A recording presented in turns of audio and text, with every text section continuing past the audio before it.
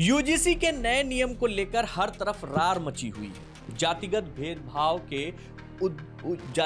भेदभाव के ये इसको रोकने के उद्देश्य से जो रेगुलेशन बना है 15 जनवरी 2026 से देश के सभी उच्च शिक्षण संस्थानों में लागू भी हो गया है। देश की अगड़ी जातियों के लोग इस बिल का विरोध कर रहे हैं। अब इस कड़ी में कुमार विश्वास, जी हाँ, कवि कुमार विश्वास शामिल हो गए हैं। उन्होंने अपने सोशल मीडिया अकाउंट पर एक कविता के माध्यम से अपने मन में चल रही भावनाओं को व्यक्त किया है। कुमार विश्वास ने लिखा है, चाहे तिल लो या ताड़ लो राजा, चाहे तिल लो या ताड़ लो राजा, राई लो या पहाड़ लो राजा, मैं अभागा सवर्ण हूं, मेरा रोया रोया उखाड़ लो राजा।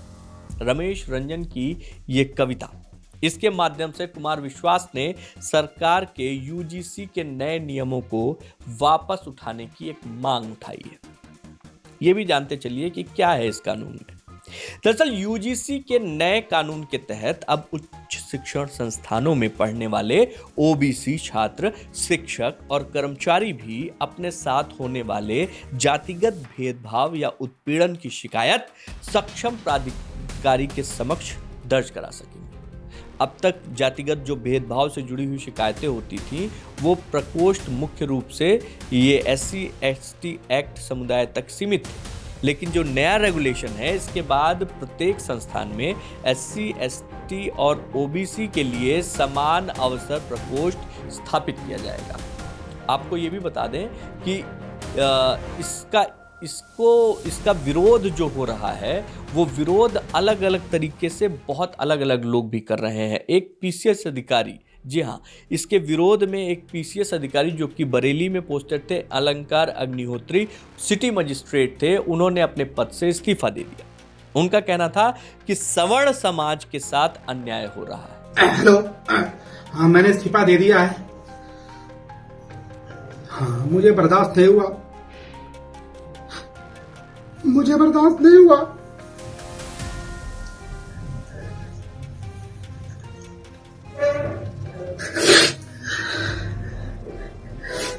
जिसका नमक खाते हैं उसका सिला अदा करना चाहिए। मुझे बर्दाश्त नहीं हुआ।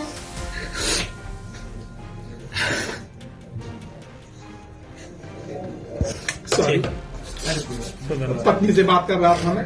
मेरी 2 बेटियां हैं। 2 रात में सोया नहीं था और बहुत पीड़ा में था मैं।